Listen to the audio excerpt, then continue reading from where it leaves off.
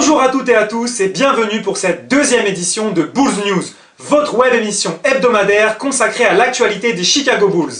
Ça y est, la saison a enfin commencé et quel début de saison avec des performances de folie dès les premiers matchs, comme la victoire des Spurs qui en ont collé 129 aux Warriors chez eux d'entrée, ou encore les matchs monstrueux d'Anthony Davis et ses 50 points, 15 rebonds, 5 passes, 5 interceptions, je reprends mon souffle, et 4 contre, ou encore Russell Westbrook qui tourne à un triple-double de moyenne.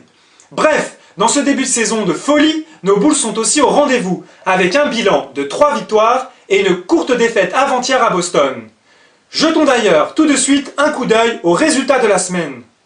Les Bulls ont ouvert leur saison par une victoire à domicile face à Boston sur le score de 105-99, avec 24 points de Jimmy Butler et un tir à 3 points décisif de D-Wade en fin de match. Ils sont ensuite venus facilement à bout d'une équipe d'Indiana privée de son 6e homme, Rodney Stuckey.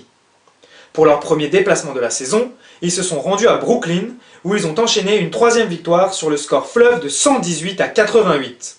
A noter au cours de ce match, la blessure malheureuse de Michael Carter-Williams au genou. Il sera absent entre 4 et 6 semaines. Pour finir, ils se sont inclinés au Garden face à Boston qui a pris sa revanche grâce à un énorme Amir Johnson, auteur de 14 points dans le 3e quart et surtout d'un 4 sur 4 à 3 points, lui qui n'avait pas mis le moindre panier de loin cette année. Les Bulls ont signé un début de saison quasi parfait en dehors de cette défaite à Boston qui aurait pu ne pas en être une. Nous allons y revenir plus tard. Avec ce bilan de 3 victoires et 1 défaite, les Bulls ont non seulement fait le plein niveau comptable, mais nous ont surtout régalé.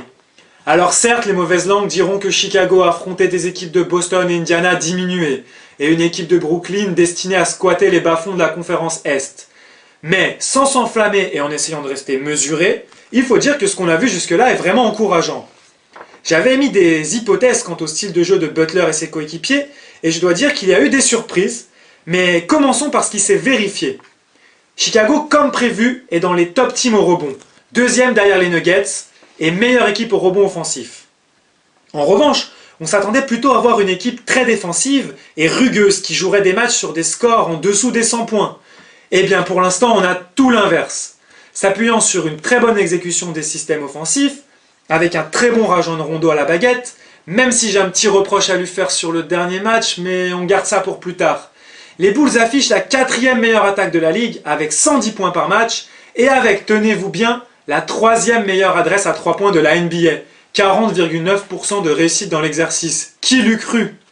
Bon, bien sûr, comme je l'ai dit, ne nous enflammons pas. On n'a joué que 4 rencontres, mais ça fait quand même sacrément plaisir de voir Chicago à 40% de réussite à 3 points sur un volume conséquent de 23 tirs par match, pendant que les spécialistes de cet exercice du côté de la baie de San Francisco shootent à 29% avec 29 tirs par match.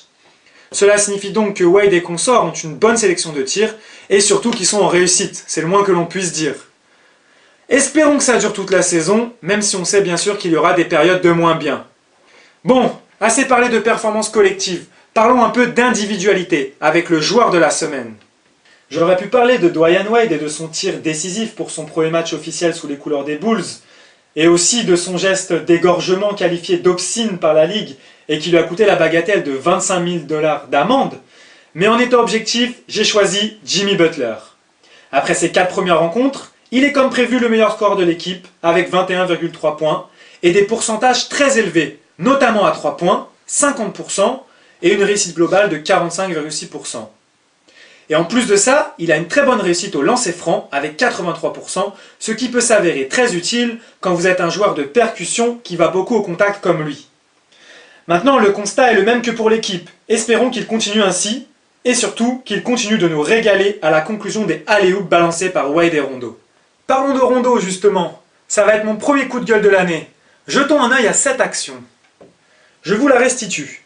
Il reste 1 minute 12 à jouer, les Bulls sont menés de 3 points, et regardez, il y a 13 secondes encore sur la possession.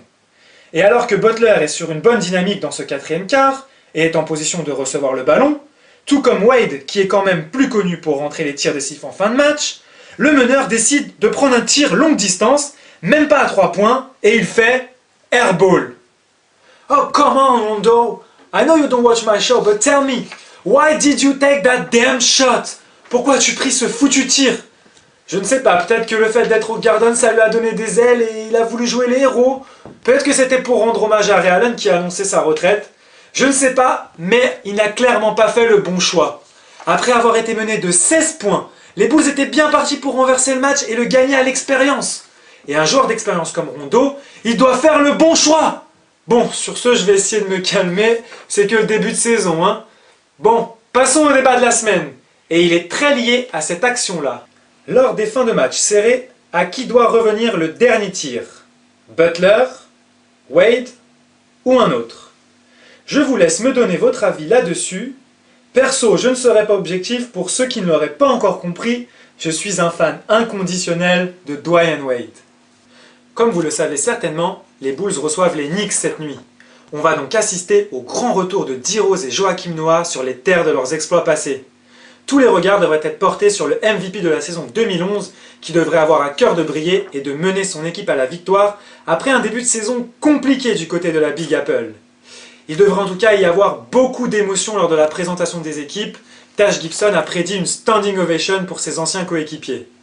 Sur le terrain, les Bulls devraient récupérer McDermott, lui aussi auteur d'un excellent début de saison et qui a grandement fait défaut à Boston.